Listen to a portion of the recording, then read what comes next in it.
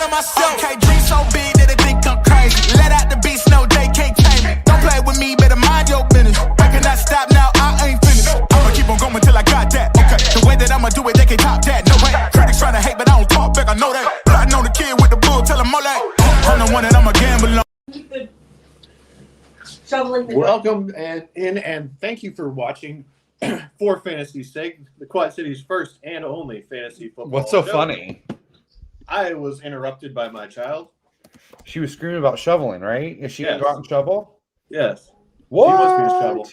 Oh no, she wants you to shovel. She's not gonna shovel. No, she says she's a girl. She doesn't shovel. That's a man job. I don't think that's a real thing. I don't think so either, but here we are. All right. So I am your host, Doug.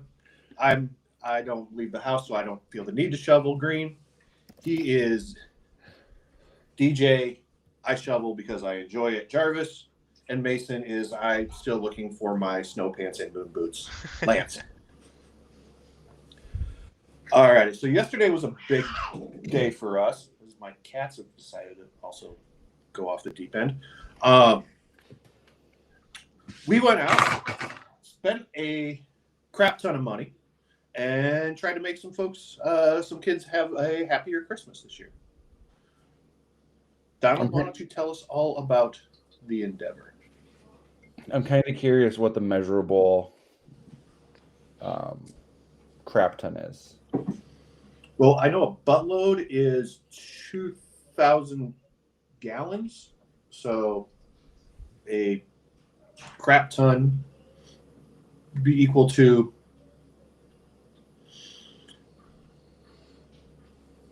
2,000. Yeah, 2 crap tons. All right, whatever that is. That's true. That we did spend 2 crap tons of dollars.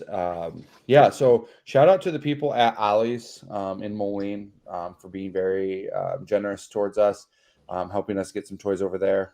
Then we spent like $250 over there, and then we went to Walmart. And let me tell you what.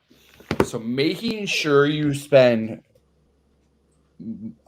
copious amounts of money right on the dot is very anxiety inducing, at least on my end. I think it's funny to watch it freak out. Yeah. So I freaked out for people who weren't there. I freaked out because I'm like, oh, we've got more money to spend. And then as they're like, beep, beep, beep, beep.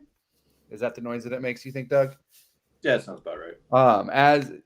As they're doing that, and I'm watching the number grow on the thing, I'm starting to get anxiety. And I know we've got a couple like higher end things that we had, and I'm like, let's ring this up last. Like by higher end, he means like we're still under $50 on the item. Okay, it's not like we're pushing through Xboxes.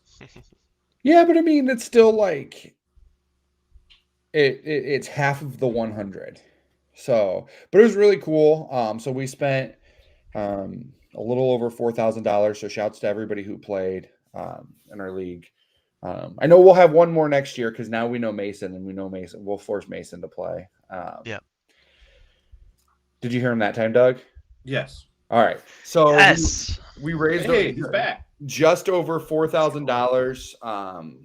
I think that bought us a little over or a little under around 300 toys, filled 4.5 carts at Walmart and 7 donation boxes at the Toys for Tots drop-off. And my wife's van. So we had 4 people and all of these toys stuffed in my wife's Chrysler Voyager. What was really impressive is that nothing like we had to like kind of hold the things as we opened the hatch so it didn't avalanche out, but nothing fell out when we had more things fall out of our carts leaving the Walmart than we had fall out of the hatch. So that was a lot of fun. Shout out to everybody who played in the leagues, everybody who donated. Special shout out to Ryan Jaster and the folks at our Quad Cities for getting us on TV to promote us. It's a very special thing. I'm not humbled a whole lot, but yesterday was a very humbling experience. I think that last year we kind of missed it because of some miscommunication with the Toys for Tots people, but the gratefulness when we roll up with a van full of toys. Just how much those people appreciated it goes a long way. I know we're at over $10,000 raised over the last 5 years. What would be super cool is if we can do that again next year and get $10,000 next year. Yeah, Doug's got some pictures here of all the things. I don't think the picture even truly like recognizes how much stuff is in this van. We've got I'm getting Joe for scale. Yeah, Joe for scale somewhere. I don't know how long it takes these images to load, but yeah, so like we've got obviously from top to bottom, from the back seats or the front seats all the way back, completely full of toys. We had toys stacked up between Doug and Joe in the back seat. So really a big deal. Again, thank you for everybody who played, everybody who donated. We couldn't do any of this without you guys. A lot of people want to, have me pat myself on the back for this. You guys are the ones who make it. I just collect everybody in one spot. Here we go. Doug's uploading image 2456. And we've got Joe for scale. So that's how many toys were stacked in this car. The only two things we bought that we did not fit in the car, and we could have put it at Doug and Joe's feet, is we could actually just help them. Yeah, we bought 2 scooters. So there's the only 2 things we did not fit in the van. And CZ. We did not fit CZ in the van. That would have been, he would have had to sit on like a throne of toys. So, of lies. Yeah, that too. So, yeah, and before we get to the thing, shout out to my mother-in-law who's still leading the ladies league. This is the last week of the regular season for them. So she is in first place. She will likely go into, I guess we're just going to have toys up the whole time, which is fine. I like that. Sure. She'll likely go into I love this. This is fantastic. We definitely need to keep Joe up for sure. Yeah, let's just keep this up. It's like when the newscast back in the day used to do the newscast with all the toys up behind them. So she'll go into the playoffs as the 1 seed. We've got our grand champion playoffs for the general league. Those kicked off on Thursday. Those are this week. So basically what happened is we split the 204 teams in the general league in half, 102. The top 102 scorers, plus anybody who finished the top 2 in their division all made the playoffs. If you are, I guess, not finished, but through week 13, because there's 14 weeks in the regular season, something I'm going to fix for next year. Probably, maybe not. Who knows? Way to deliver on your campaign promises. Yeah, I said maybe, who knows? I always forget about that. I always think about how are we going to raise more money this year, not how are we going to make this easier on me. So anybody who is top 2 in their division through 13 weeks, they automatically got a bye into week 15. Anybody else in the top 102 in scoring, they play this week. We did have a team finish top 2 in their division that was not top 102 in scoring, so they got in. And then we had a team that was 0.36 points off the cut line. And me being generous, and it's a charity league, I let them in. So we have 104 teams in the playoffs. Weeks 14 and 15, you get both your score for this week plus your weeks 1 through 13 average. So big number. We're going to have teams score probably like 400 points this week. But especially with teams on a bye, like Christian McCaffrey, those teams that were up there don't have Christian McCaffrey this week. So we're kind of giving them a little bit of a, hey, we understand that. We understand we're starting the playoffs where the NFL wants to do bye weeks. So, yeah, I'm looking forward to that. I've had 5 teams. I had 5 teams this year, and 3 of them are in the playoffs. So hopefully I win. I don't have to do a Ruxin from the league. I put this league together every year and never do I win. So hopefully this You're on the wrong show. I know. Nobody who knows who Rucksack is. All right, Doug, let's get into the real stuff. This is the last week of the regular season in most places. Yes. So we've got a little tired or wired this morning. Starting off, we're going to see how you boys feel about 16 playoffs. I love them. I think that it gives. I think if it's just the top four, which is what most leagues are, then kind of kills the fun for some of the middle tier teams that don't really get a chance to make the playoffs. And so that's why I set up my personal league. 6 teams make it out of 12. So um, that's how I feel. What about you? I think. Do you want to go ahead, Doug? Mediocrity. Participation trophy. No, I'm kidding. No, for the most part, the 12 team leagues, that's the hard line to find between the 6 and the 12, 6 and the 4. I generally lean more towards 4 just to make it a little bit more competitive, but I mean, depends on how competitive or casual that league is. So I'm in a couple of leagues where we have 12 teams and 7 make the playoffs. So the number, just the first place team gets a bye. That seventh seed goes to the top remaining scorer after the top 6. I'm in the position where I think even in 10 team leagues, I'm okay with 6 making it in. But I think that other than 10 team leagues, having more than half of the teams make the playoffs is too many. So I think 12. I think 6 is perfect for 12. I think 6 is even perfect for 14. Anything more than that, you're kind of getting into a lot of little goofiness as far as league settings. But I'm good at 6.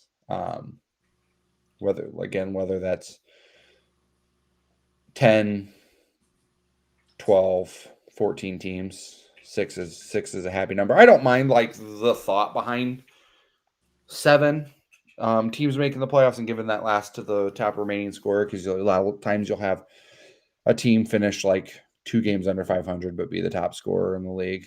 So I don't mind like setting up a way for them to get in, but you could do that with the 6 seed too.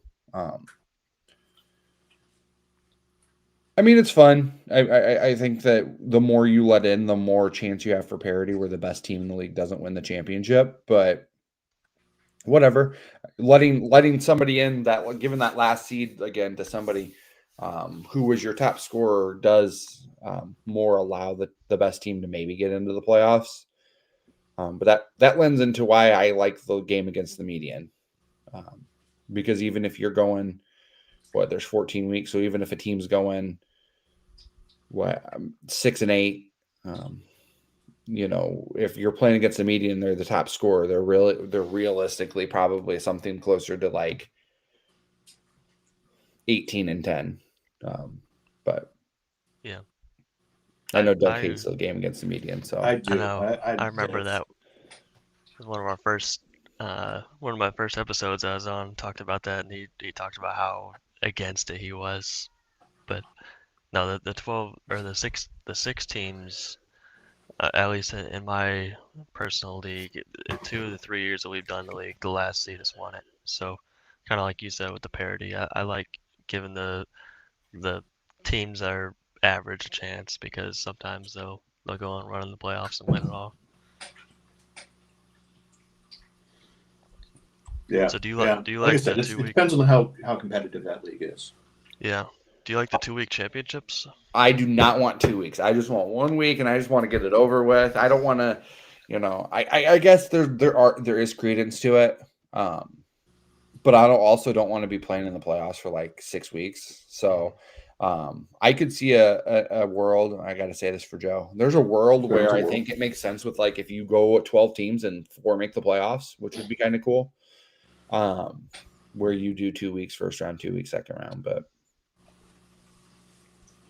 too many variables. Yeah. Speaking of variables, our next wired or tired, hot or not, I don't remember the name of the segment. Jahmyr Gibbs at the 101 in 2026. You want to go first, DJ? I don't know that there's an argument against it. I don't know if there's an argument for it. There's definitely an argument for I it. know. Or no. Like I guess realistically, both things are correct. If there's not an argument against it, there's definitely not an argument for it because nobody's arguing. He's been like he's like a healthier, faster version of CMC when CMC was awesome. He's out there scoring like 30 points a week. I think I saw a stat or something like that, like 21 times him and David Montgomery have both scored in the same game in their career. And this is what Jahmyr Gibbs' fourth year. And you got to think, so in over a season's worth of those games, his backup or his tandem backfield mate has scored a touchdown, and he's still, RB1 or RB2 when you look at those years combined. So I think I can't think of anybody who I would say for sure. You got to like throw in Joe Burrow's health when you think of Jamar Chase. You got to think of the age when you throw in Christian McCaffrey. And I don't know that there's maybe JSN, especially if, they still have Darnold out there who's willing to just kind of toss the ball up. But other than that, I don't know that there's anybody I can even brainwave. Yeah, I don't think I would be as set on him being the first pick.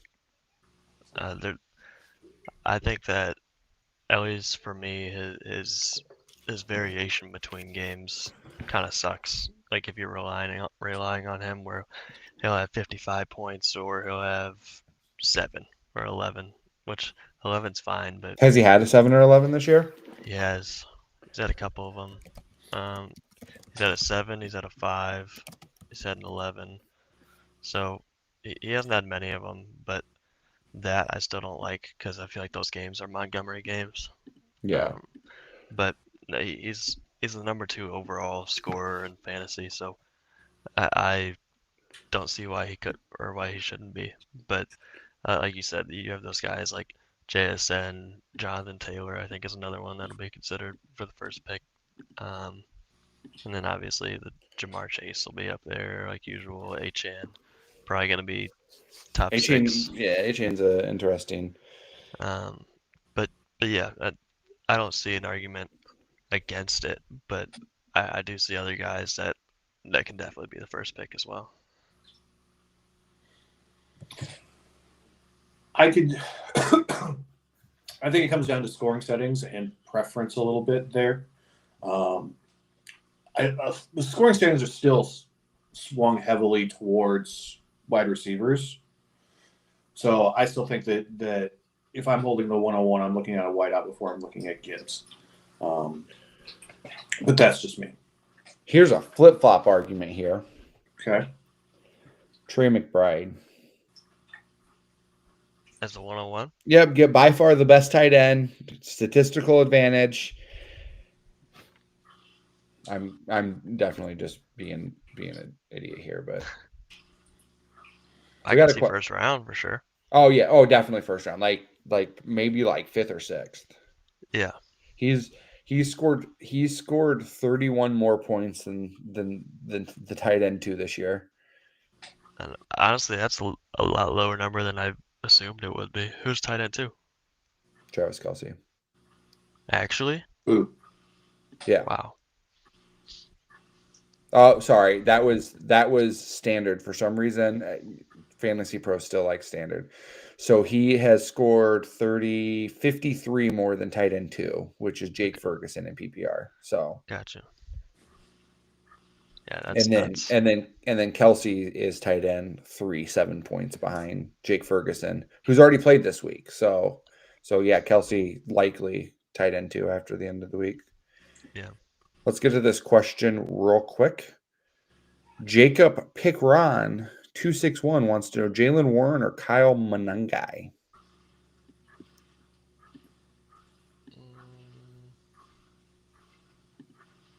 Okay, I'll do that. I mean, gut for me says Jalen Warren. I know that Monangai was awesome last week, even splitting carries. with Swift, but you're not going to have a whole lot of weeks where 2 running backs rush for 125 yards. Baltimore's defense has been a little bit better than they were early in the year. But you got to think the majority of the touches still go to Warren. I know that Kenneth Gainwell steals some touches here and there, but Monangai is RB1B in Chicago.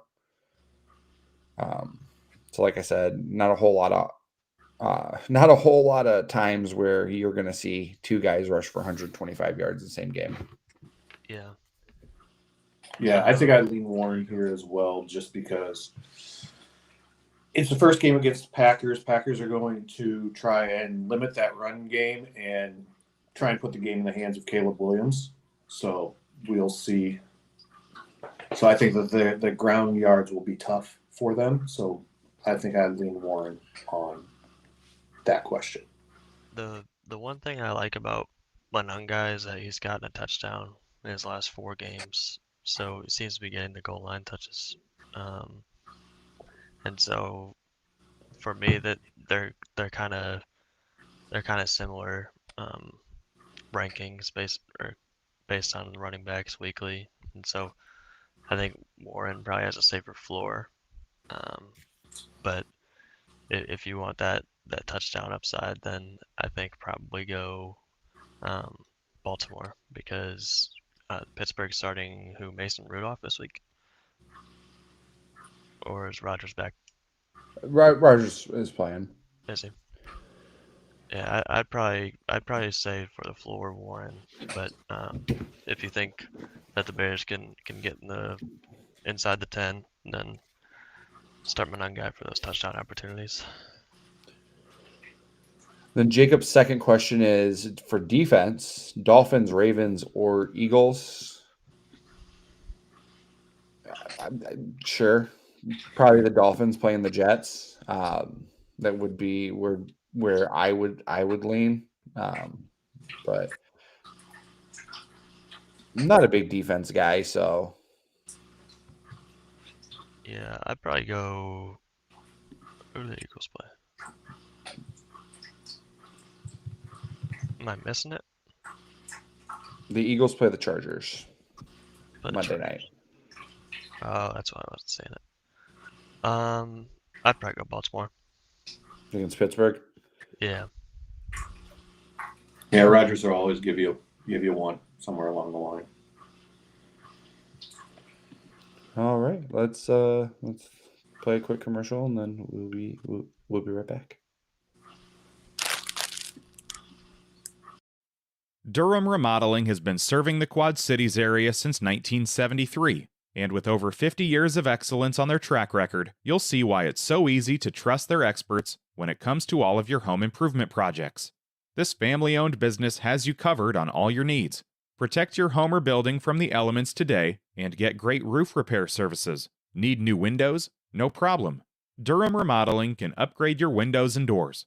Whether you want to upgrade the little details in your home or office, or want to tear a room down and start fresh, the expert contractors at Durham Remodeling have your back. Even the smallest changes can completely transform your space. Ready to start entertaining your friends for backyard barbecues? Durham Remodeling will help you plan, design, and build your deck and patio for the perfect outdoor space. Durham Remodeling's work is 100% guaranteed, so you can rest assured that you're getting the best service around. Call 309-786-6715 today for your free estimate for all your roofing, siding, flooring, windows, and painting needs. That's Durham Remodeling, 309-786-6715.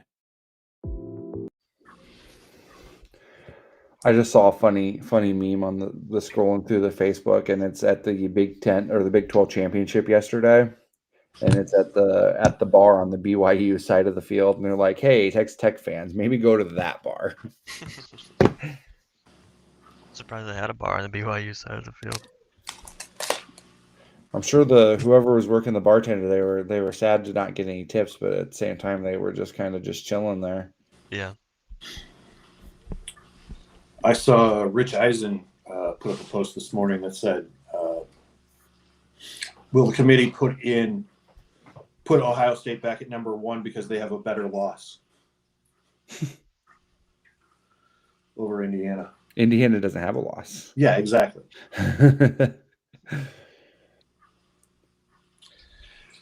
All right, let's move on to some fantasy Tinder.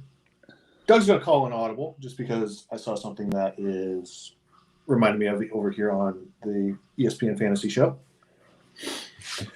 What is your expectations on Luther Burden today with Roma Dunzeya? Well, you're the Bears fan, so I think you should give your opinion first. Yes, where's Joe when I need him? Burden's been a little bit kind of up and down. Like some weeks they'll throw him like 5 balls and he looks pretty good, and then other weeks they forget that he's on the roster. Hopefully this week will be more of the former than the latter, just simply because Rome's out. But again, PTSD Bears fan, when it's Packers week, anything can happen. The wildest crap, most unthinkable thing can happen. So you're never quite sure as to anything. So you're always kind of going, well, it could be this, but it might be that. And worst case scenario is this, and it might be a little bit worse than that. So, it's one of those things of being that close to it almost is worse. You really do need that outsider perspective just because they don't have that PTSD that goes with it. I agree with Brian.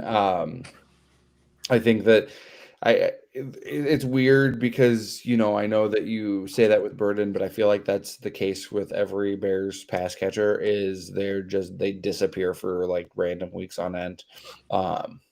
I think somebody might tell Caleb, hey, you got Luther Burden this week. And he'd be like, oh, okay. And then there's also a chance he just doesn't catch a single pass. It's weird. I think that he has a flex option because he is the second option behind Moore. So if you're looking for that, I think I'm willing to start him in the flex, but you got to know that his floor is literally 0.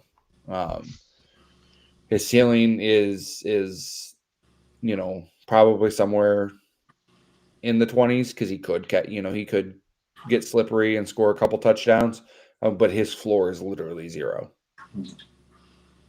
Yeah, I'm the same way. I think he's a very risky start. Rome hasn't been doing much the last few weeks, so I don't really think that his opportunity is going to be as large as people think. But maybe that's just me speaking from looking at the numbers and not actually watching the Bears games. You box score watcher. I am. It sounds like it, but for fantasy's sake, There you go. $10. I would not feel comfortable starting him this week. But a lot of times things go opposite of what I say, so that probably means start him. Looking at Rome's PPR finishes, so week 2 against Detroit, he was wide receiver 4. Week 8 against Baltimore and week 10 against the Giants, wide receiver 8. He has a couple like wide receiver 2, so like in the 12 to 24 range. Week 1, 19, week 3, 20, week 4, 17. But he also has finishes of wide receiver 64, 63, 54, 39, 82, and 98. Huh. So week 9 against Cincinnati, he had 3 targets for no catches and no yards. On Black Friday, he had 6 targets for 2 catches and 8 yards. So there are the situations where Rome Odunze does not exist in the Bears offense for some reason. He definitely doesn't exist this week, but how does Burden benefit? Like against Cincinnati, I'm assuming he was inactive because he did not have a single catch. Against Dallas in week 3, where they won 31-14, He was wide receiver 10, had 3 catches for 101 yards and a score. So the potential is there, like we said, but there's also the potential to zero. Zero is the floor. So if you start Luther Burden, know that you might get a 0. Can you say 0 one more time? 0. Thank you. All right. Speaking of zeros, we're going to move on to the actual questions that are on the sheet. For Fancy Tinder, can't start a Chiefs offensive player this week. I'm gonna swipe left because I still think that you probably start Rashee Rice. I think that they'll do some quick stuff to Rashee Rice, but I think that there's a potential that they're terrible, and this is like the Super Bowl all over again. Do you think you bench Kelsey, even if you have him? I feel like he's a guy you can't really. I feel like you probably don't have a bench. backup to Kelsey. Yeah. That's where, I mean, though one of the leagues I have Kelsey and I have Tyler Warren, so definitely going Tyler Warren. But like, yeah, I wouldn't go Worthy or Hunt. No. Pacheco. I wouldn't go Worthy or Hunt against Cincinnati. So That's no, fair. like you said, Rashee and Kelsey are the only ones that should even be I'd considered even- starting. Honestly, I'd even look to see what's out there for maybe not playing Mahomes. I mean, they're down 3 of their 5 offensive linemen. This could be a very long day. As a manager of Kansas City Chiefs players, I if you guys want to vamp for a couple minutes, I can make a short list of players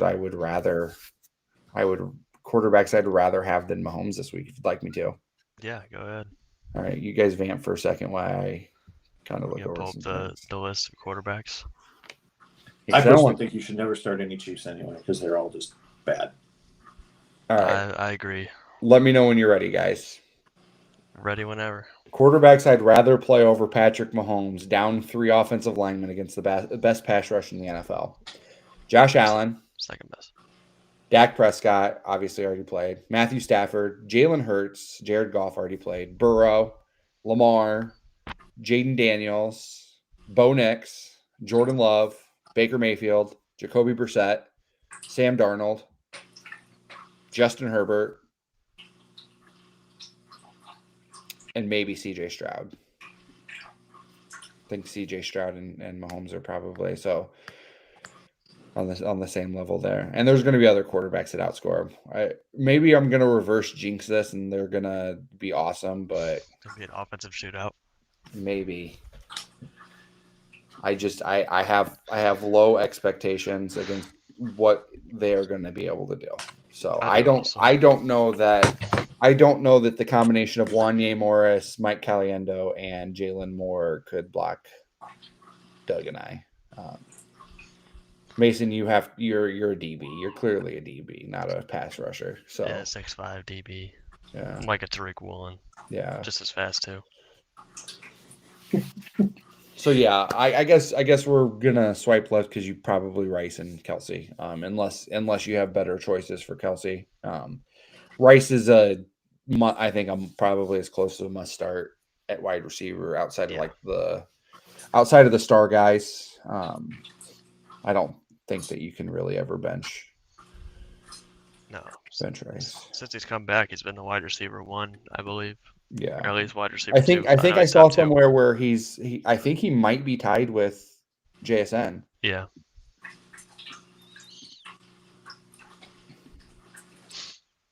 All righty. Next up.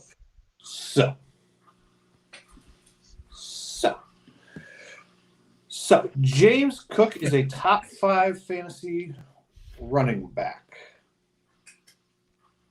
I definitely had other thoughts there, but yes. I did not express said thoughts, so. Yeah. There's the only guys above him. Actually, no. He'd be number 6 for me. Behind guys like CMC, Gibbs, Taylor, Bijan, Achan. Those are guys I'd rather have over him. But I'd put him at 6, I think. And honestly, maybe behind Jacobs too, because they were pretty much the same until Jacobs got hurt and missed that game and only scored 4 points against the Giants, I think it was. So honestly, I'd probably put him behind Jacobs too. So I'd put him at 7.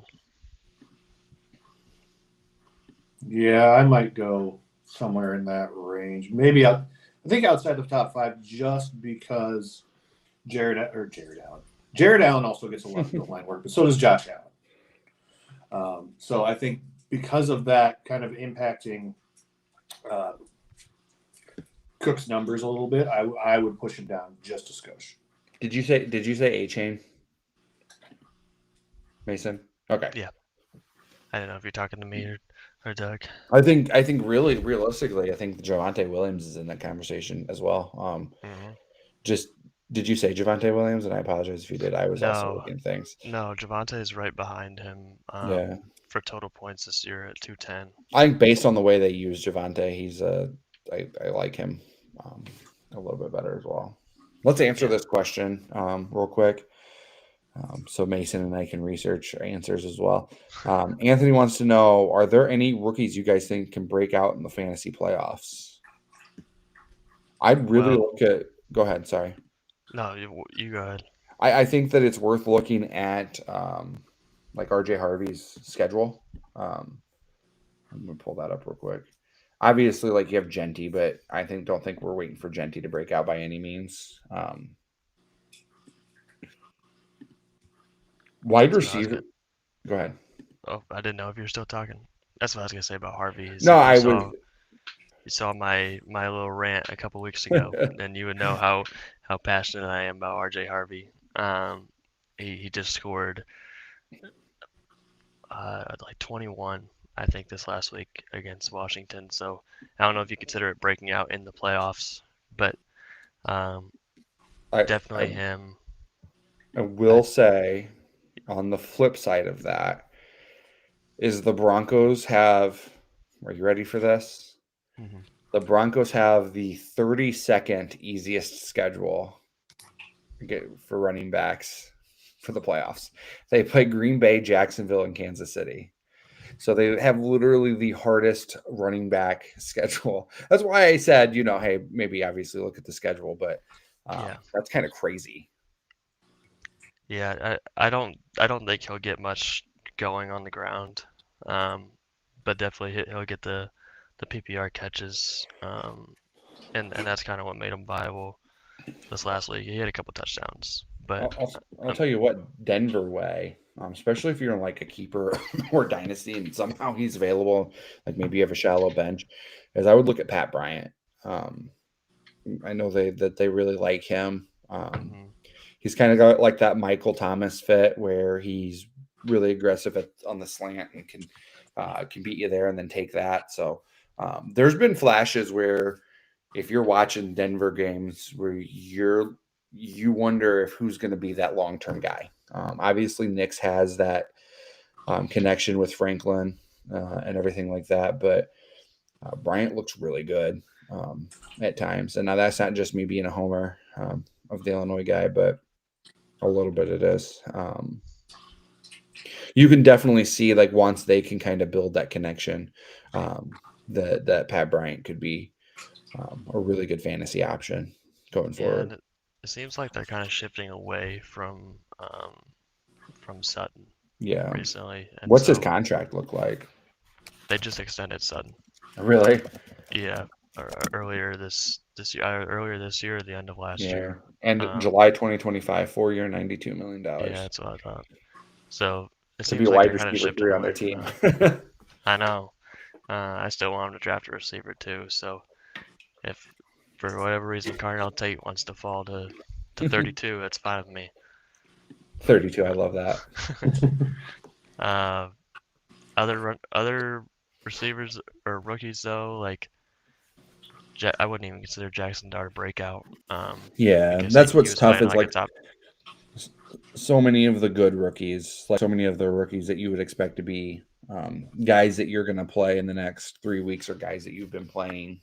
Dart, Amiko Buka, Peekaboo, Tet McMillan, Tyler Warren. Colston Loveland's a guy who could, if the Bears ever figure out that they can throw the ball, that the forward pass is allowed to the same guy multiple weeks in a row. Loveland could be an interesting stash and play. Yeah, I really don't think rookies are doing much this year. Not like the guys who aren't already doing stuff. Yeah. You've got those the guys guys. who are already doing stuff, like Genty and, like you said, Jackson Dart, the receivers. But Yeah, there's not really anybody I can really like figure. I mean, if you're like, my thing is like, if you're in a dynasty league and you're out of it, start looking at like guys like Pat Bryant, Jalen Royals for the Chiefs, guys like that might be hanging out in the waiver wire because people are trying to win now, and they haven't done much. Start building your team for 2026. That's what's fun about Dynasty is like, if you're out of it, why not take some rookie flyers and drop some older guys? Drop that backup quarterback who's actually like a real life NFL backup. I believe his name was Tebow. Okay.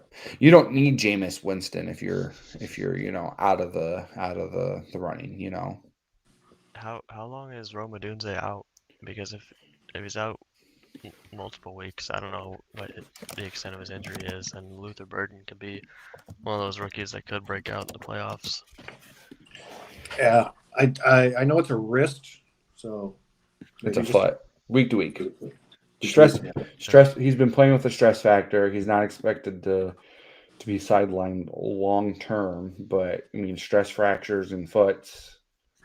That could be a 2-weeker. That could be a 3-weeker. So, I'd like to see, like, I'm sure there's somebody out there, like if you pull up, like on Sleeper or MFL. I don't know if ESPN tracks. I'm sure they do. Where you can be like, week 1, Luther Burden picked up. Week 3, Luther Burden dropped. Week 4, Luther Burden picked, like, just like he's been dropped and picked back up like 900 times, I'm sure. Yeah, he's that borderline guy. All right, next up we have Davante Adams' goal line fade is the new tush push. Swipe right, super like. Both as somebody who has Matthew Stafford and Davante Adams in multiple leagues. I think they said a couple weeks ago on Sunday Night Football, like he broke some like record for 1-yard receiving touchdowns, which is immaculate for a guy who's not like overly big. I don't know. Like, obviously Mason's not old enough to remember this, but Doug probably does. And I wish there was Chris Steele here. Adams was so bad, like when he came in, like he probably led. I'm gonna have to look this up, but he did. He led the league. Could not catch the football, and now like you're thinking about Davante Adams is probably like on a list of maybe like top 15 guys all time, like maybe even higher. I was gonna say, I almost do top 10.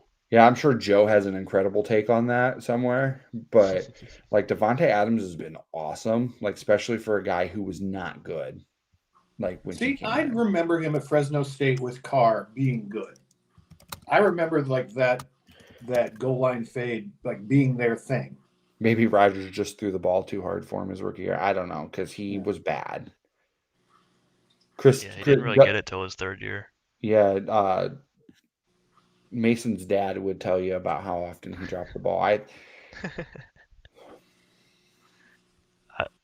think it's impossible to guard Davante one-on-one inside the 5, especially if they put him on the wide side of the field where he has all that space to work.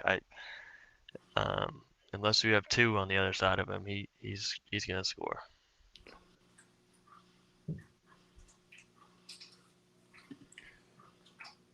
All righty. Last but not least, Trey McBride is the clear-cut dynasty tight end 1. 100%. I'm gonna go ahead. Are you think it's someone else? I'm gonna make a take here, a slight take, but it's where I'm gonna like swipe right, but I'm gonna like leave him in the matches. If he swipes right on me, I don't know why Trey McBride would ever swipe right on me. But if we match, I'm gonna swipe right. But if we match, I'm gonna leave it in the DMs, just because I think that there is an avenue for Brock Bowers. There is an avenue for Tyler Warren. I think both of those guys are incredible. One of the things that Bowers that they do is he lines up as the number one wide receiver on, and I wish there's probably a statistic out there somewhere that tells me how often he lines up as number one receiver, but it's a lot. They don't really have a whole lot of options in Vegas. It'll be interesting to see what happens when the offensive coordinator is calling the correct place, as opposed to where they came out and said Chip Kelly was calling like the wrong place. So it'll be interesting to see what happens there.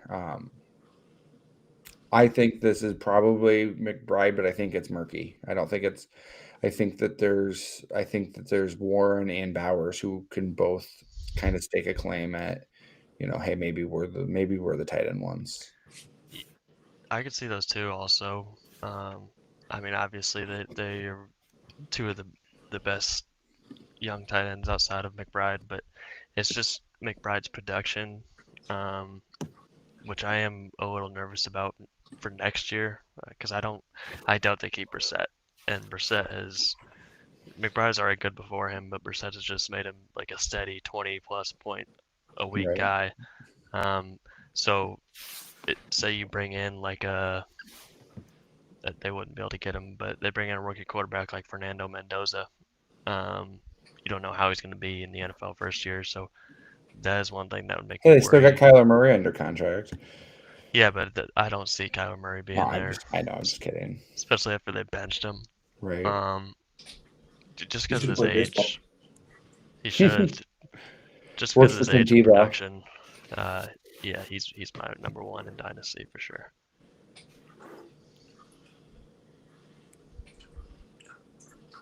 All right. Do we have a commercial for this break? Or let's keep rolling. Just roll. All righty. Next up, we have a little flex, marry, kill, or flex, start, cut, or whatever it's called. All right, let's start with. How about you just name it whatever you want to, Doug? All right, I will do that. We're going to call this whatever Doug wants. All right. First up, pick between Jordan Mason, Bam Knight, and Devin Neal.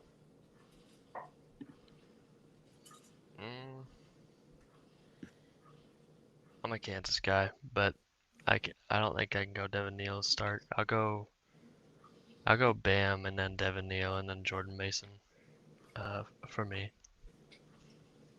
for start bench cut. Yeah, I agree with Brian. Compelling show, I know.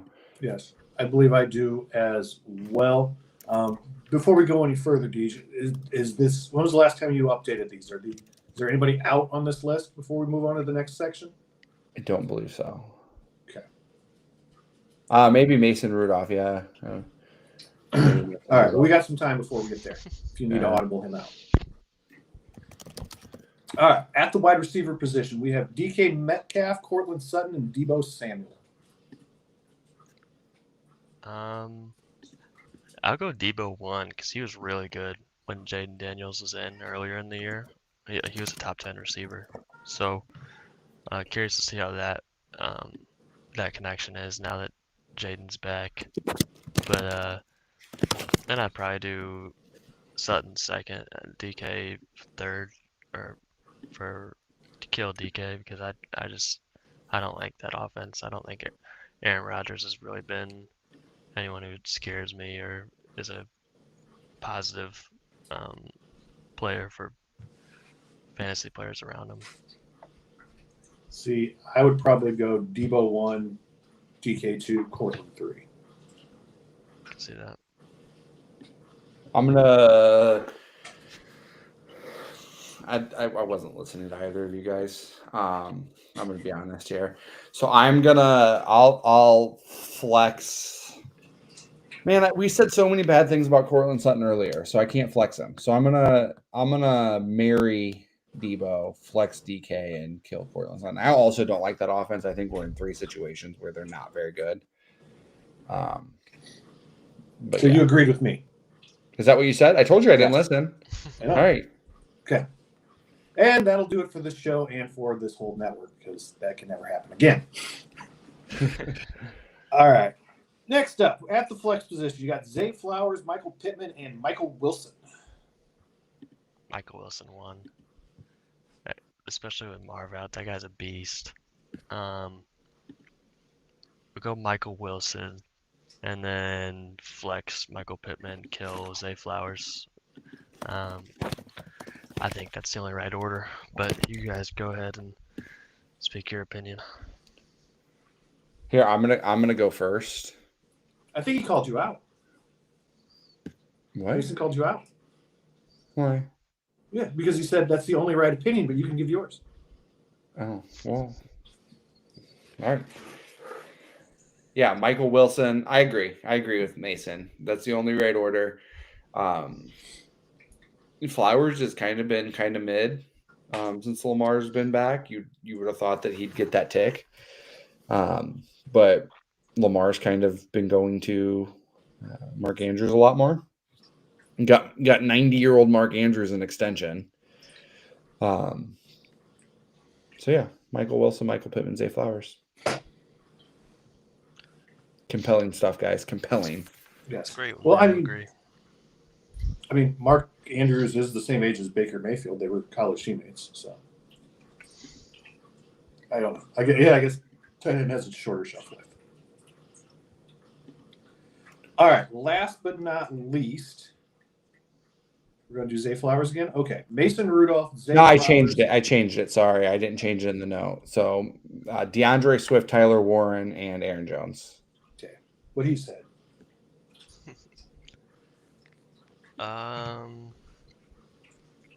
Warren, Swift, Jones.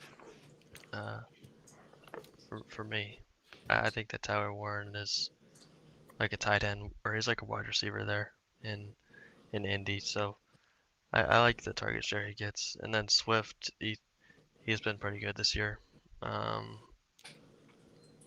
Aaron Jones, I can't say too much about. I haven't watched much of the Vikings, but I like the They're Bears bad. offense a little more than the Vikings offense, especially with JJ McCarthy.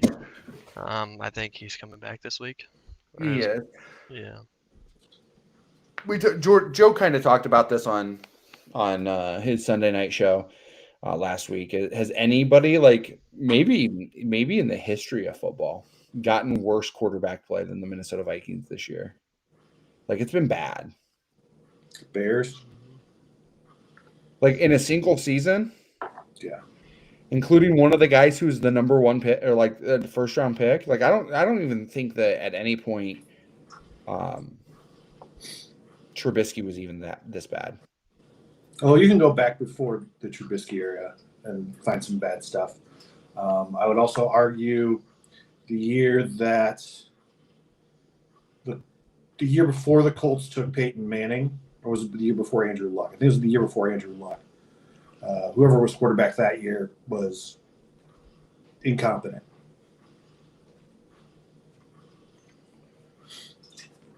I'm going to need you to give me a name. So that'd have been like 1996. Was it like Jim Harbaugh? No, Harbaugh was decent. No, it was a long, blonde-haired dude. Oh, I know who you're talking about. Got him that Andrew Luck pick. Yeah, because the whole season was sucked for Luck. Yeah. Oh, it was Andrew Luck? I was thinking I was still going on Peyton Manning.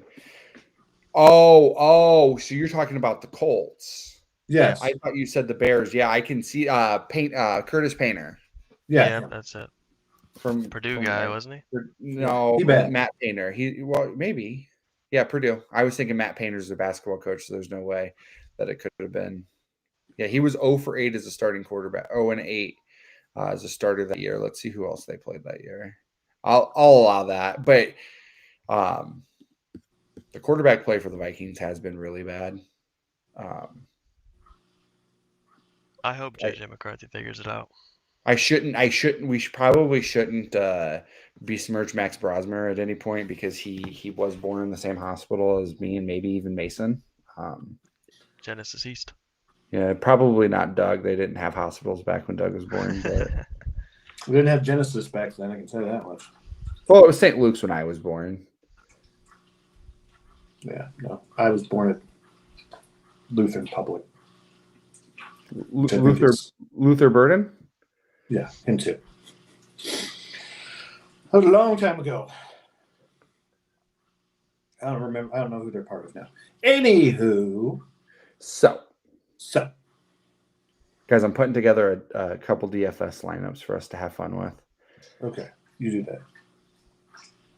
All right. Mason, you got any flash predictions for this week? I know this is your favorite. Yeah. Got a few. So I think that it is pretty crazy that the Commanders are 1.5 point favorites. We talked about how bad the Vikings quarterback play has been, and I know their defense will probably keep them in it. But Jaden Daniels been practicing for 2 weeks, so I don't think he's gonna be too rusty. So yeah, Washington will cover 1.5.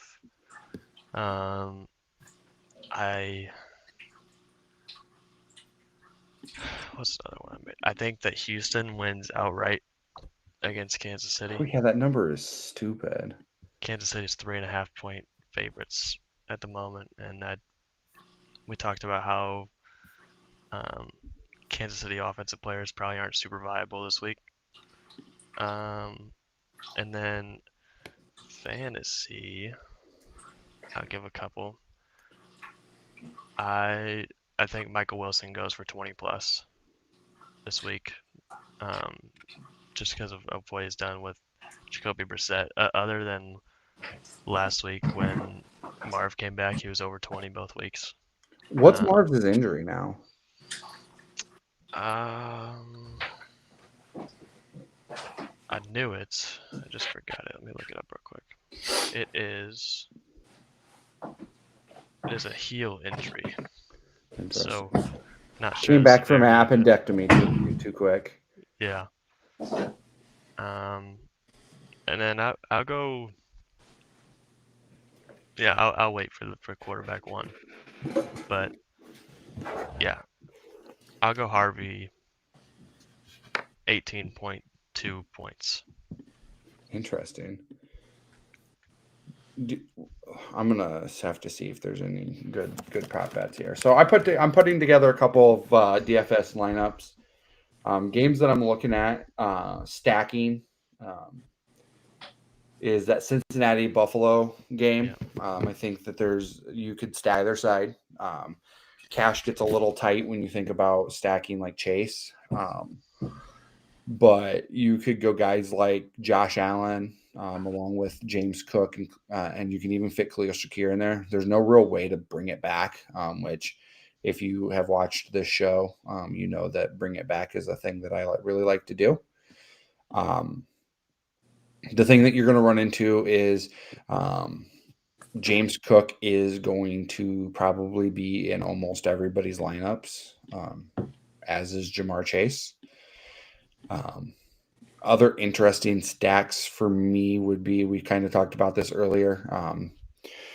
You could go Stafford and Adams, and then you can also in that game bring it back with a Michael Wilson, which I think is a good idea.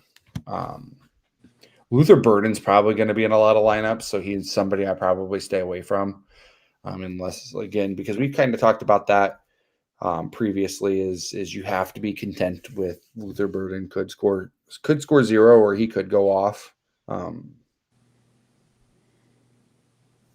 Bo Nix and Evan Ingram are interesting stack, and you have enough cash in there depending on what you do other places with to go Brock Bowers. I don't like Brock Bowers this week. The last time he played Denver, he only had 1 catch. So he's been hot lately. I know he has, and Zach Ertz just had like 1 million catches against Denver on Sunday Night Football. So yeah, but it's because the Raiders, like, that's the only threat that they have. For sure. So they'll 6 or 10 on him or Barron, and I don't know. I have Bowers, and you can't bench him, but right. it's Yeah, Bowers is Yeah, scary but for talking this week. DFS, you know. Yeah, I know. But no, that's what I'm saying. Talking DFS, you do have that ability to kind of say, okay, this we're not doing this today. Yeah. It's an expensive stack, and I think it's something I stay away from anyway. I think Seattle clears, but I think that there's I'm staying away from stacking Darnold and Jackson Smith and Jigba. Atlanta both gets to the quarterback, and they have a good secondary. So I think that that's something I stay away from DFS wise. Doug's getting blown up over there. Yeah, it is. Or he's playing Space Invaders.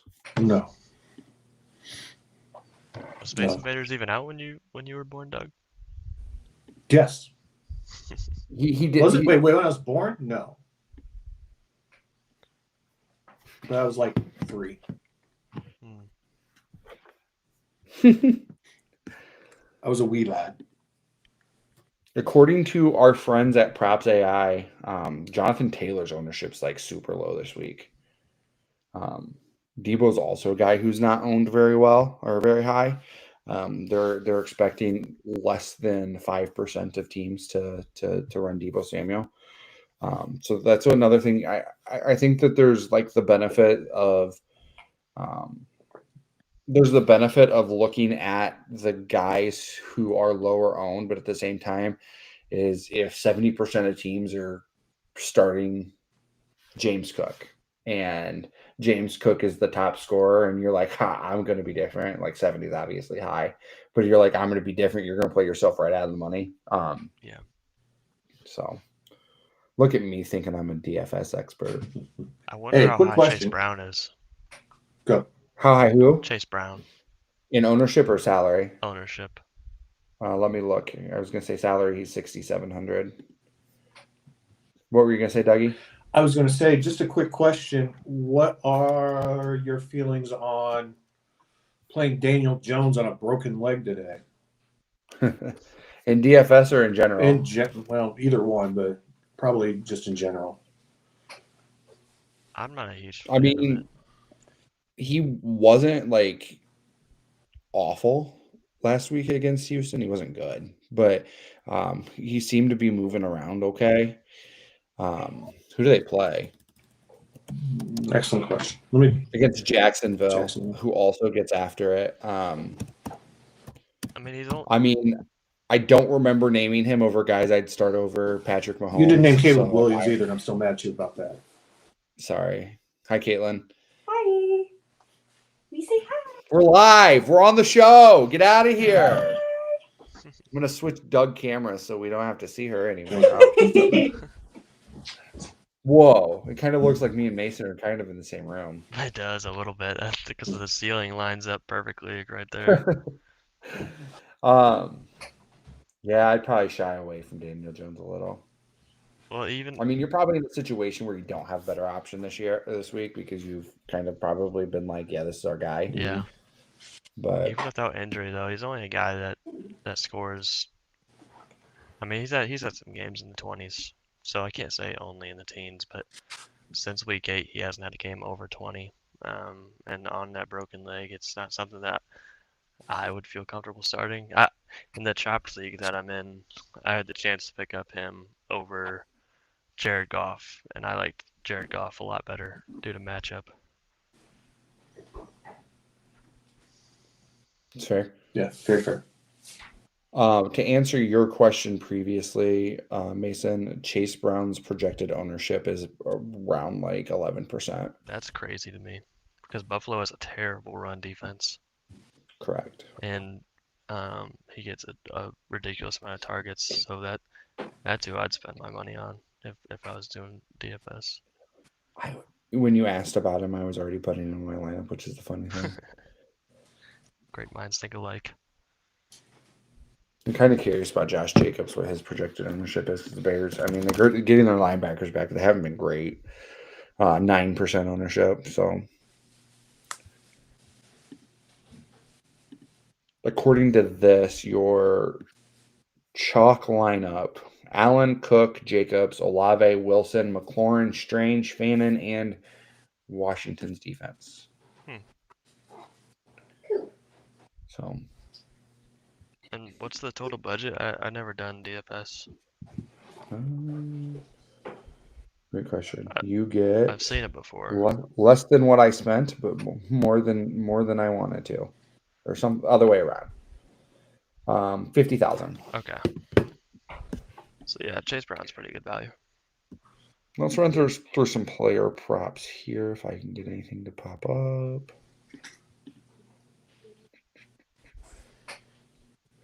Player props that are probably going to be extinct after this year because NBA players ruin everything.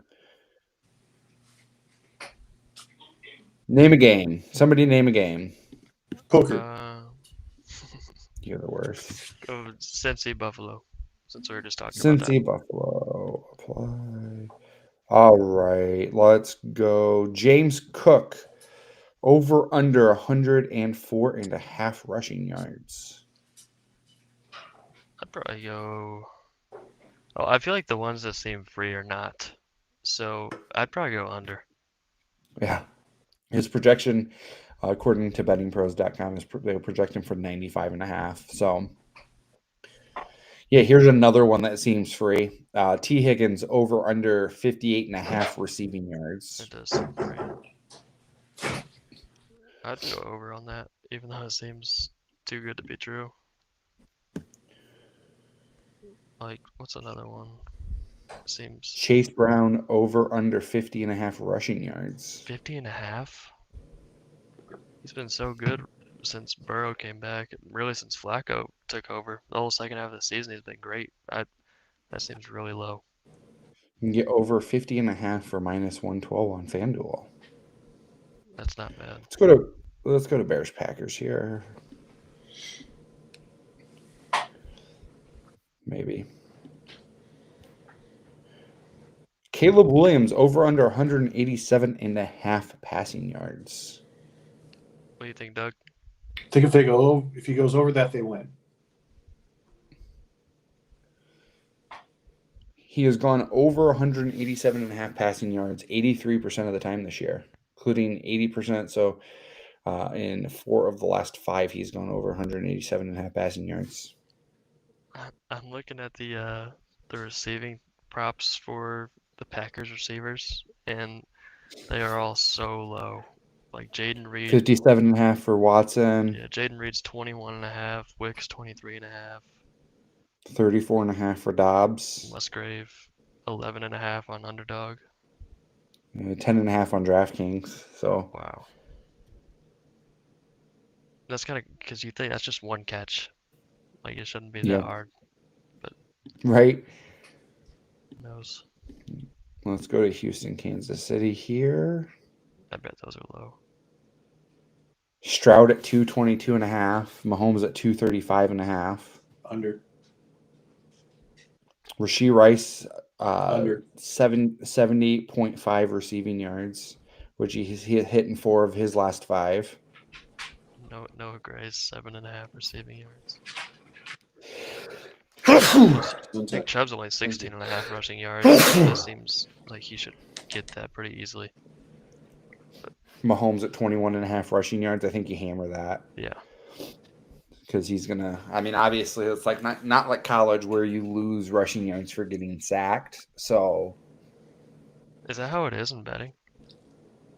In college, the quarterback loses rushing yards. So in the NFL, you lose net passing yards. Oh, I always wondered that because when I played the college football game last year, I wouldn't run, but I'd get sacked and I'd have let's say I have like Negative 7 500 rushes rushing for yards. negative 12 yards. What? Yeah.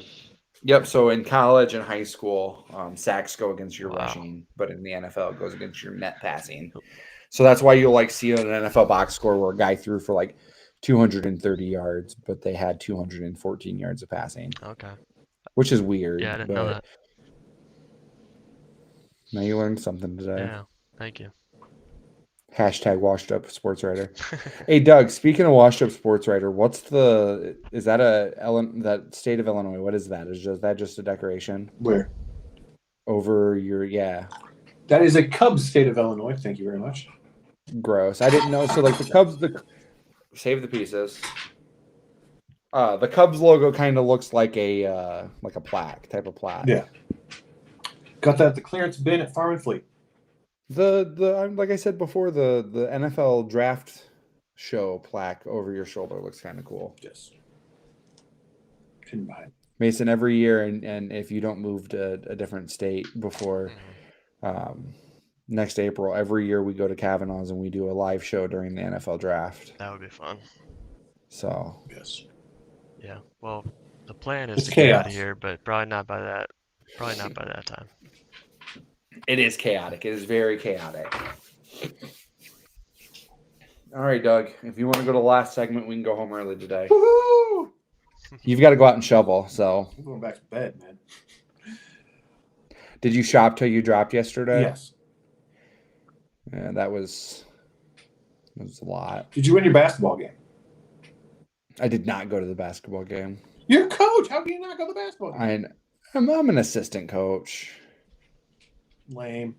Yeah. and they're You got to show these kids they got to show up for everything. like 8, 9, and 10 years old. I don't care if you're coaching Mason. Still got to show up. That was a good one. That was a good one. That's on me, Doug. It was late, man. It felt like the day had been going for a really long time. I'm gonna be honest. Somebody, while we were shopping yesterday, suggested maybe next year we break it into 2 shopping trips, and I don't usually agree with that person, but man, That wouldn't be a bad idea. Thank you. See, I knew I liked him. I just don't know that I could do two weekends of that. Like, that's just. It doesn't have to be 2 weekends of that. Like, one of us could go one and one of us could go the other. That's fair. Yes. All right. First up, who? Tyson. I'm already on Percy Jackson on Wednesday. Mason, who is your quarterback 1 for this week? Quarterback 1 is Jaden Daniels. I'll go Josh Allen. I will go. Give me Joe Cool. Give me Burrow. It's snowing in Buffalo. That should be. RB1. Good Chase. Well, it's Brown gonna be. against It's gonna Buffalo. be Gibbs because he put up 37. Yeah. But that notwithstanding, as we do every week, I'll go Devin Achane. That's an interesting game. So I saw a stat earlier this week that the that 2 was like 0-7 under like 40 degrees, but the Giants are 0-6 against Tua. So like one of them has to break today. Either they'll probably tie. That's probably what's going to happen. Yeah. As they'll probably tie Probably. because so neither of those things end. Both those teams are terrible this year. They are not good. That's no bueno. The Big Dolphins Bijan. tried to lose to the Saints in the weirdest way possible last week. I know. And Olave dropped a touchdown to potentially end it. And then they ran the tush push on 4th down and didn't get it. Yeah. Lame. Bad teams are so bad in overtime. It's like it's like a microcosm of what they are. Like I was thinking about a couple of weeks ago when Arizona played Jacksonville and they had a 4th and 4 needing a score in overtime to continue the game, and Brissett just throws it 60 yards. Like there was no better it was option silly. than just checking it down there, guy. Nope.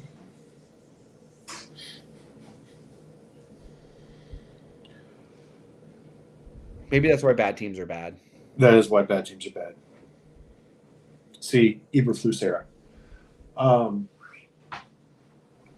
Did we already do the wide receivers, or was that? No. No wide receivers. Okay. Give me the wideouts. AJ Brown for me. I will go. Give me Puka. Give me JSN. Going out on a limb. I was gonna say JSN, but then Puka looked more attractive. Looks has nothing to do with it. Shut up. 10-1 this week. Kyle Pitts. Did you let Mason go?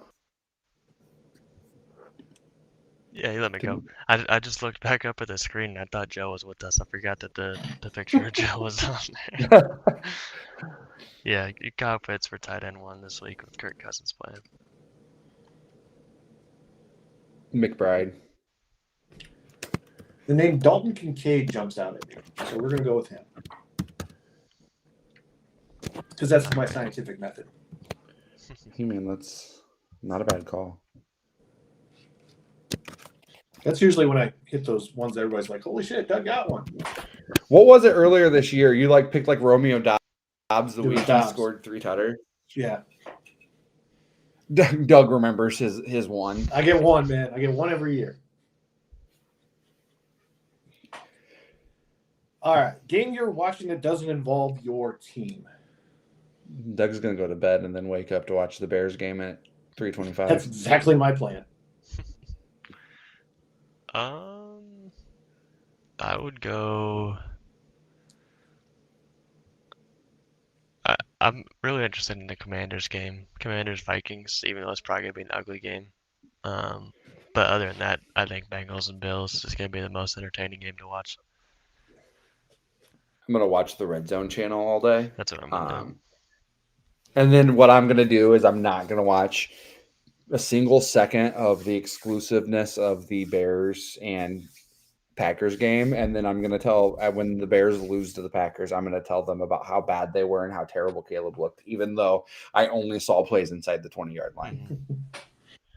But since Joe's not here, I am gonna build Joe's quad box for him. Okay.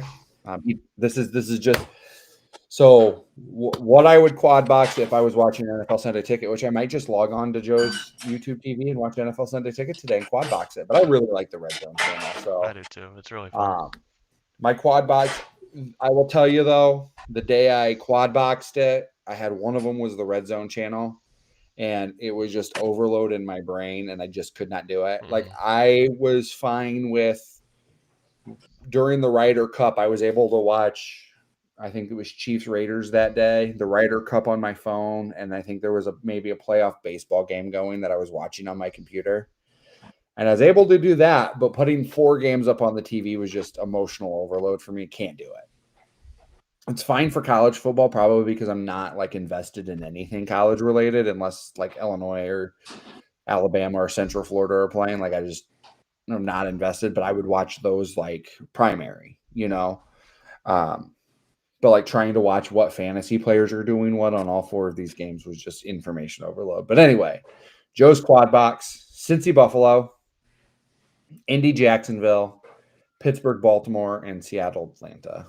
This is the quad box for Joe today. I'm going to force him to watch those games. I'm going to go to his house, and I'm going to set up his quad box for him. You think he's out of timeout with Nicole yet?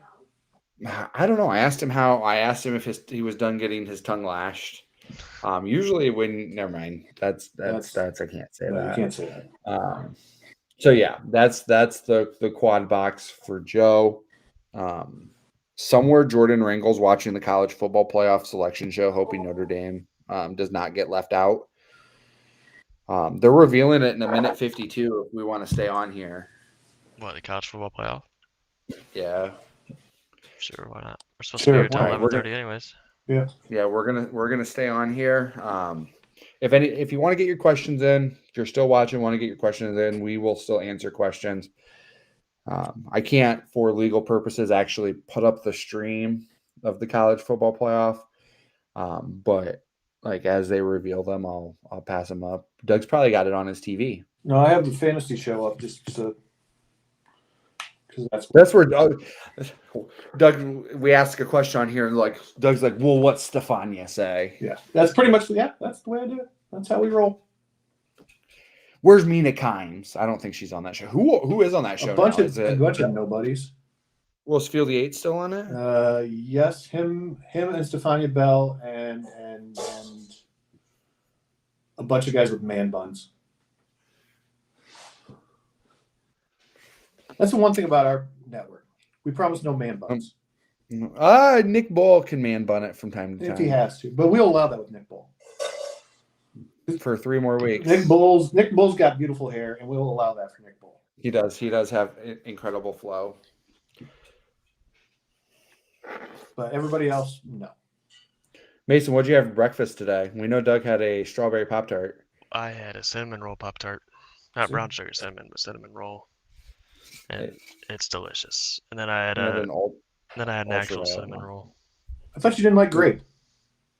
Me? I love grape. Grape's my favorite flavor. What? I drank a grape drink yesterday. You gave me a grape drink yesterday. Yeah, I ordered 3 of them. I said, well, there'll be no arguments if I just order what I'm getting. Yeah, You gotta be that one worked of, halfway. one of the 5 people on the planet that grape is their favorite flavor. Grape's the best flavor. I like grape everything except jelly.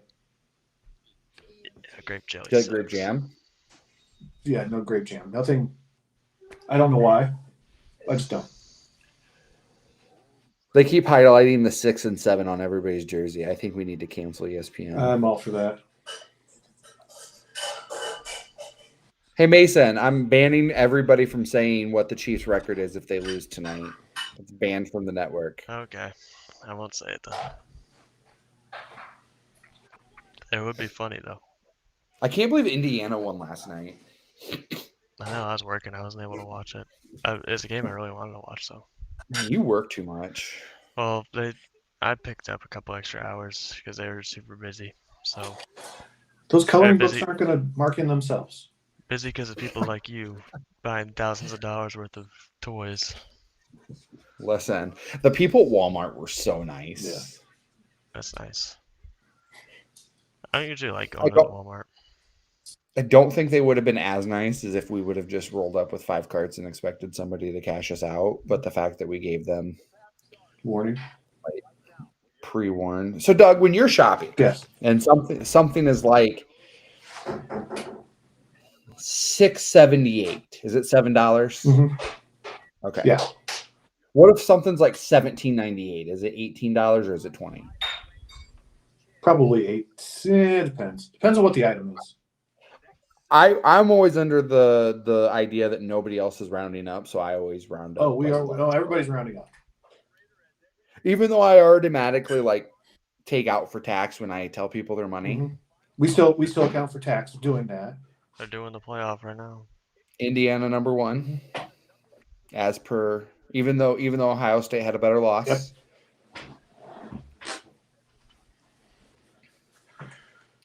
Nobody cares. Just tell us the numbers, guy. Yeah. I think when we go to the shopping is everybody's so used to buying toys for 1 or 2 kids, they're thinking in 1s and 2s, where we really need to be thinking in 5s and 10s. Instead of buying like 1 or 2 of the same thing, we can buy 5 of the same thing. Mm-hmm. I think largely we got to a few places and we said, all right, we're just buying $100 worth of this or $50. That's what I do with the board games. They were like $20, so I just grabbed 5 of them. Ohio State number 2. It's also easier to add. Yeah. Like we bought $100 worth of those headphones. Did we ever get those? We bought those wireless over the ear Okay, headphones. but we didn't get the ones that were on lockdown. No. We're still waiting for somebody to show up with a key. Yep. Okay.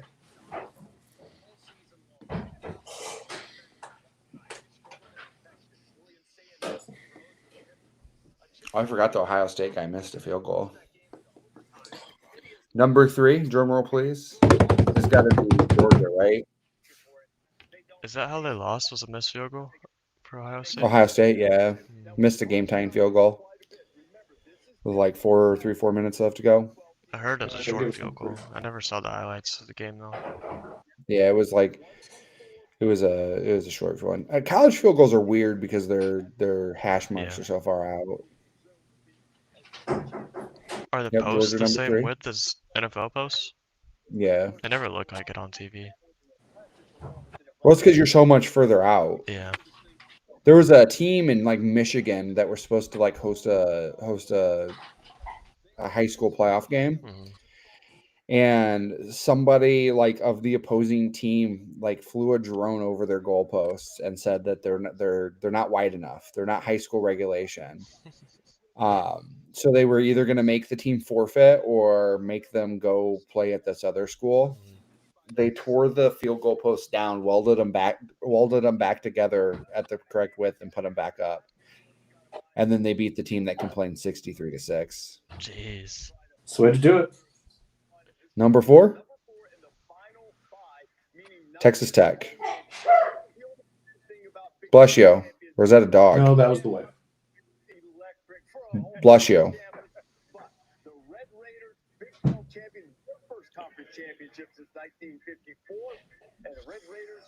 Patrick Mahomes is going to be happy. He'll have plenty of time to watch Texas Tech play in the playoffs. And like he'll be preparing for the playoffs.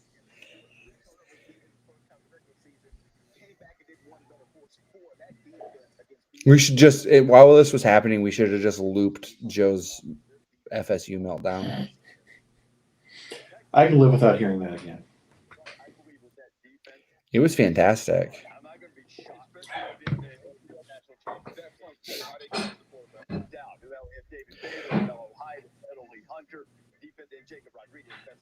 Hey, Mason, at some point you'll have to search on Twitter. So Illinois basketball beat Tennessee. Yeah. And they got a guitar as a trophy. You'll have to go search the video of it. Oregon number 5. Illinois. Playing outstanding. Kenyon Sadiq, the best tight end in America. The physicality they exude. Another team that understands what their identity are. Haven't always played up to their bar throughout the season. They broke it. Yeah, but look at like how surprised everybody else is that he did it. Like the coach just kind of stops the guy behind it. It's like, what the fuck just happened? That's funny. Oregon 5. I know Doug just said that. Thanks, Andy. Wow, that's a good one. Throwback reference. Do what I can. Huh? Do what I can.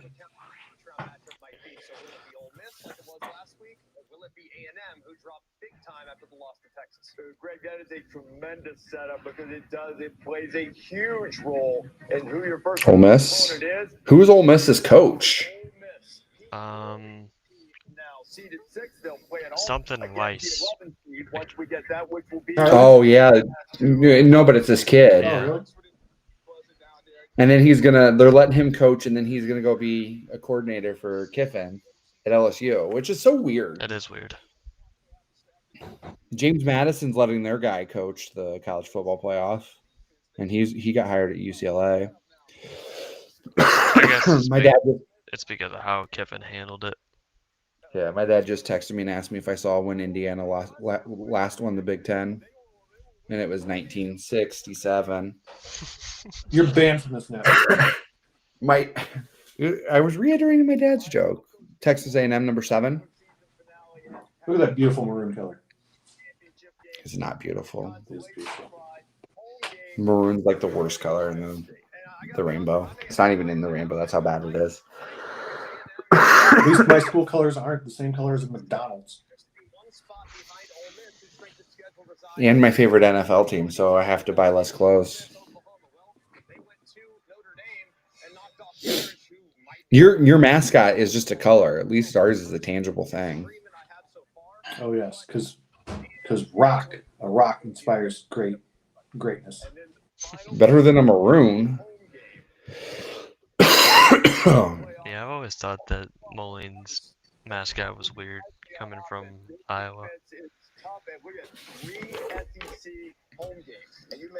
Yeah. So up your nose with rubber hose. Whatever. Oklahoma's up next. That's 8, right? Yep. Sure.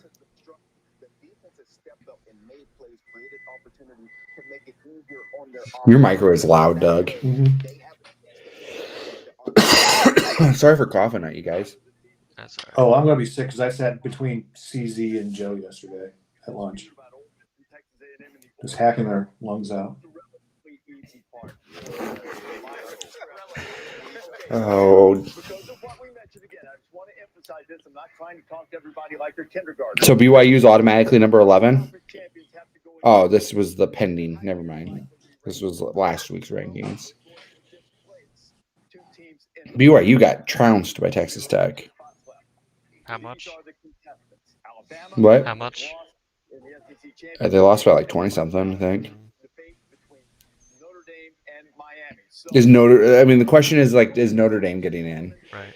I wish. Oh, Alabama's in. I think that means Notre Dame's out. Yeah, because it's got to be a group of 5 team. Yeah, they have to have a group of 5, which would be James Madison likely. Yeah. Where's Jordan Rangel? We need to let him into here so we can either see his happiness or sadness if they're not in. I think with Alabama being in, they're out because you got James Madison for sure. I don't if they put another group of 5. Oh, son of a monkey.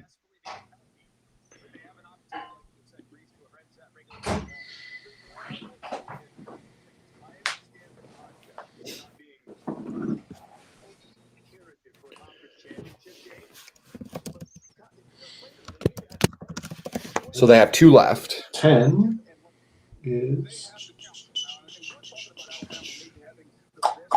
got 3, 10, 11, and 12.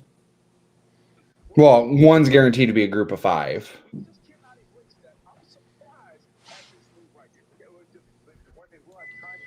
But they're too busy yapping and not enough.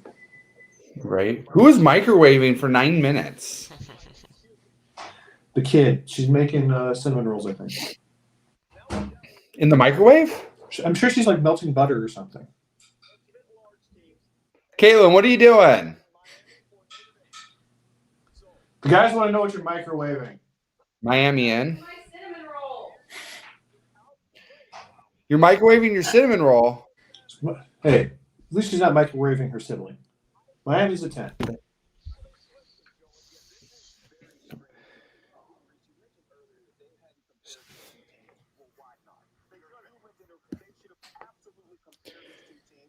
So now the question is BYU in? And they only lost 1 game, and it was to Texas Tech. Yeah, because they beat Texas Tech in the regular season.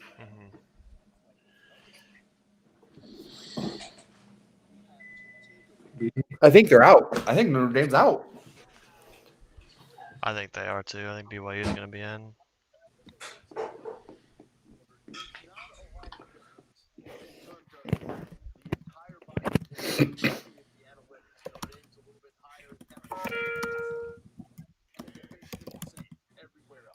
Whoever that was, Doug, your text sounds like the call button at a hospital. Yeah, that's my sound for you. Aw.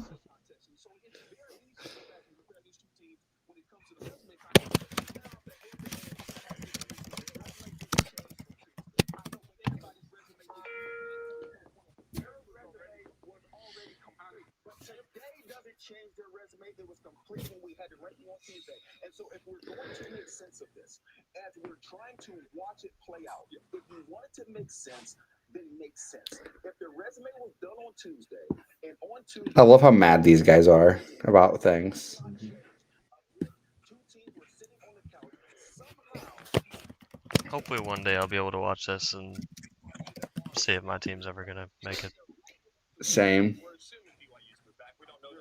You cheer for Alabama.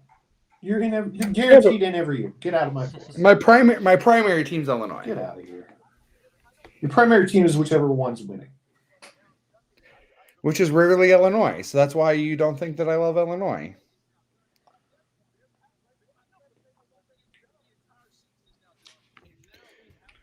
Just think that you're a fair weather bandwagon hopper.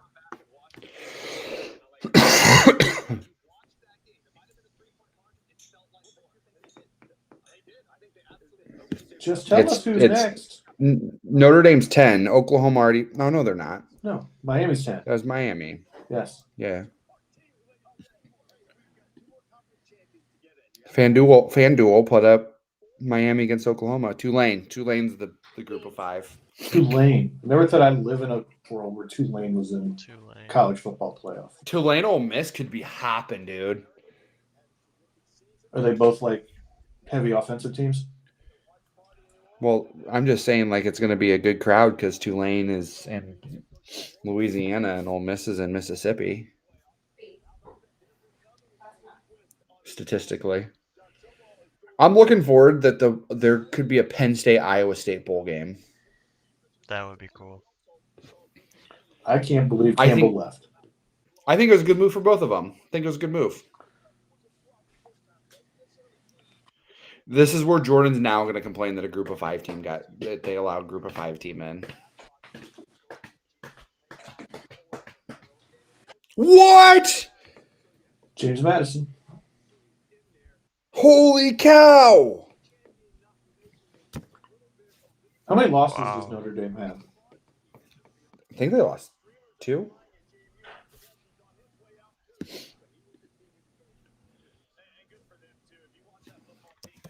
That's crazy. BYU didn't make it. Yeah, no BYU, no Notre Dame, both super crazy. I mean, this is like the first time where you can say Notre Dame was hurt by not playing in a conference. Yep. Wow. Why aren't they in a conference? Like, is there some reason they're so adamant about not being in one? I don't know. I would. Yeah, Notre Dame was 10-2. Was first team And and the first team out. And BYU was 11-2. And BYU is the second team out. Wow.